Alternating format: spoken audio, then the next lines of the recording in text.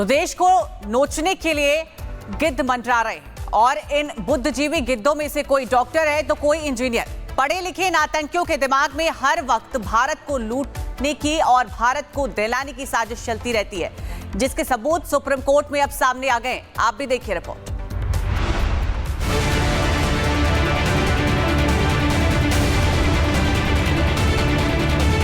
अब ऐसे में सवाल ये है कि क्या शर्जील इमाम भी व्हाइट कॉलर आतंकियों की तरह कोई बड़ी ब्रिगेड बनाने की तैयारी कर रहा था, क्योंकि अपने वीडियो में शर्जील 10,000 युवाओं को प्लान ऑफ एक्शन पर काम करने के लिए उकसा रहा था।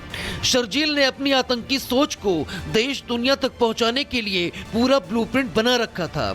शर्जील को पता था कहां गोली चलाने से कितना बड़ा मैसेज जा सकता है। शर्जील की जहरीली तकरीरें देश की आबो हवा में जहर घोल रही थी, तभी उसे दिल्ली दंगों के बाद ही गिरफ्तार कर लिया गया था। शर्जील तभी से जेल में बंद है और लगातार जमानत पाने की कोशिशें कर रहा है। आज भी दिल्ली दंगे से जुड़े 7 आरोपियों की जमानत याचिका पर सुप्रीम कोर्ट में सुनवाई जारी रहने वाली है। इन आरोपियों में शर्जील इमाम और उमर खालिद के नाम भी शामिल हैं। इससे पहले गुरुवार को हुई सुनवाई के दौरान कोर्ट में लंबी बहस चली, जहां दिल्ली पुलिस हाल ही में लाल किले पर हुए ब्लास्ट का हवाला देते हुए कोर्ट में कहा कि ये बुद्धिजीवी जमीन पर मौजूद आतंकियों से ज्यादा खतरनाक हैं। अब आप सोचिए, दिल्ली पुलिस ने दिल्ली दंगे के आरोपियों को बुद्धिजीवी क्यों कहा? क्योंकि दिल्ली का दंगा हो या फिर लाल किले पर धमाका, इसके आरोपी इंजीनियर या डॉक्टर्स हैं। ये बुद्धिजीवी भारत की यूनिवर्सिटियों में आतंक का पाठ पढ़ाते हैं। Bureau report, republic Bharat.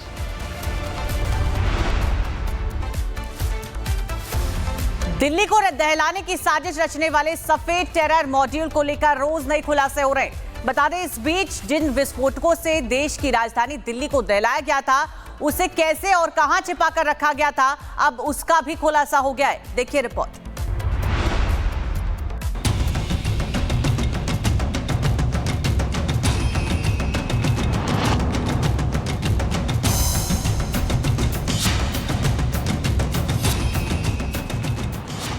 Faridabad module को लेकर जो खुलासे हो रहे हैं, उसकी हर एक डिटेल न सिर्फ चौंकाने वाली है बल्कि खौफनाक भी। डॉक्टरों के वेश में आम लोगों के बीच रहने वाले दहशतगर्दों ने न केवल लाल किले के सामने धमाके की साजिश रची, बल्कि देश के 4 शहरों में 8 आतंकी डॉक्टर 32 धमाके करने वाले थे, लेकिन सुरक्षा एजेंसियों ने उनकी इस साजिश को नाकाम कर दिया।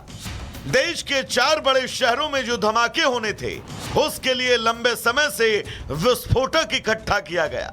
मॉड्यूल का खुलासा होने तक करीब 3000 किलोग्राम विस्फोटक इकट्ठा किया गया, लेकिन सवाल था कि इतनी बड़ी खेप को कहां रखा गया और क्यों इस खेप की जानकारी आने में इतना लंबा वक्त लगा।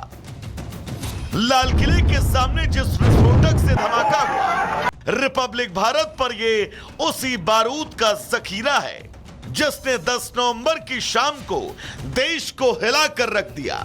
फरीदाबाद के एक गांव के कमरे में रखी जो बोरियां आप देख रहे हैं, इसके अंदर बारूद भरा है, जिससे देश के 4 शहरों को दहलाने की साजिश रची गई। फरीदाबाद राजधानी दिल्ली से सटा है। आतंकी डॉक्टरों को पता था कि इतनी बड़ी खेप जुटाना आसान नहीं होगा। दूसरी चुनौती, ऐसी लोकेशन चुनना जहां किसी तरह का कोई खतरा ना हो। इसलिए आतंकी डॉक्टरों ने ऐसे घर को किराए पर लिया जो खेत से बिल्कुल सटा था।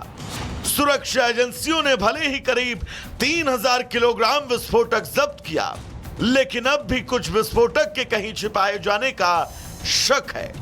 पैटर्न बताता है कि विस्फोटक फरीदाबाद के फतेहपुर तागा की ही तरह कहीं छिपा कर रखे गए होंगे। इसीलिए पुलिस के साथ साथ बाकी जांच एजेंसियां इस पूरे मामले में अब लगातार सर्च ऑपरेशन चला रही हैं। Bureau report, republic Bharat. Delhi bomb धमाके से चर्चा में आई अल-फलाह यूनिवर्सिटी के चेयरमैन व ट्रस्ट के अध्यक्ष जावेद सिद्दीकी और उनके भाई हमूद सिद्दीकी के इंदौर के महू स्थित 4 मंजिला मकान को तोड़ने के लिए महू छावनी परिषद ने नोटिस जारी कर दिया है। बता दें, अब यहां पर बहुत जल्द बुलडोजर एक्शन देखने को मिल सकता है।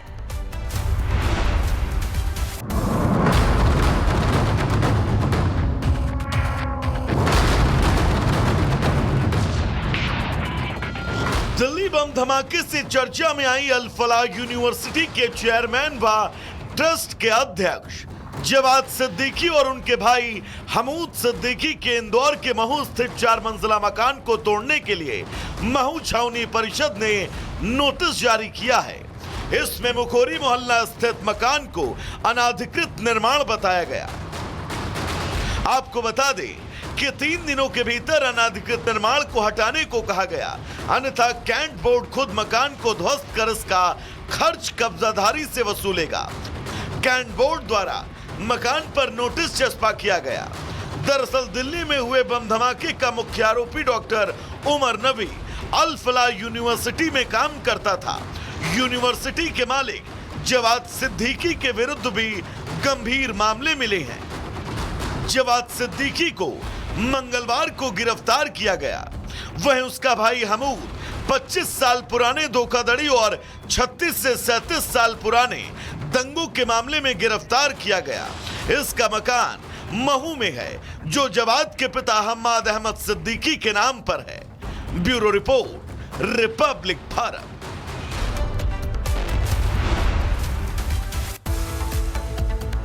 दिल्ली ब्लास्ट केस में एनआईए ने doctor Muzammil, doctor Shaheen Sayyed, doctor Adil Ahmed और मुफ्ती इरफान अहमद को पटियाला हाउस कोर्ट में पेश किया है।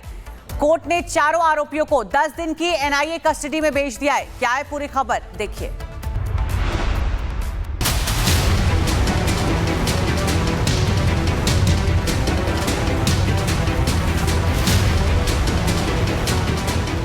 दिल्ली ब्लास्ट केस में एनआईए ने doctor Muzammil, doctor Shaheen, doctor Adil Ahmed और मुफ्ती इरफान को पटियाला हाउस कोर्ट में पेश किया। कोर्ट ने चारों आरोपियों को 10 दिन की एनआईए कस्टडी में भेज दिया है। दरअसल इस केस में एनआईए ने कुल 6 आरोपियों को अरेस्ट किया है। हालांकि ये पहले जम्मू कश्मीर सहित अन्य राज्यों की पुलिस की गिरफ्त में थे। एनआईए ने अब आरोपियों को अपनी कस्टडी में ले लिया। उधर जम्मू कश्मीर पुलिस की स्टेट इन्वेस्टिगेशन एजेंसी ने गुरुवार को कश्मीर टाइम्स अखबार के जम्मू ऑफिस में छापा मारा, जहां से AK-47, कारतूस, पिस्तौल के राउंड और हैंड ग्रेनेड पिन बरामद किया गया। वहीं आतंकी डॉक्टरों की पनाहगार रही फरीदाबाद की अल फलाह यूनिवर्सिटी पर ईडी का शिकंजा कस गया। ईडी ने बुधवार को यूनिवर्सिटी के चेयरमैन जवाद को साकेत कोर्ट में पेश किया। कोर्ट ने दलीलें सुनने के बाद जवाद को 13 दिन की रिमांड पर ईडी को सौंप दिया। Bureau report, republic Bharat.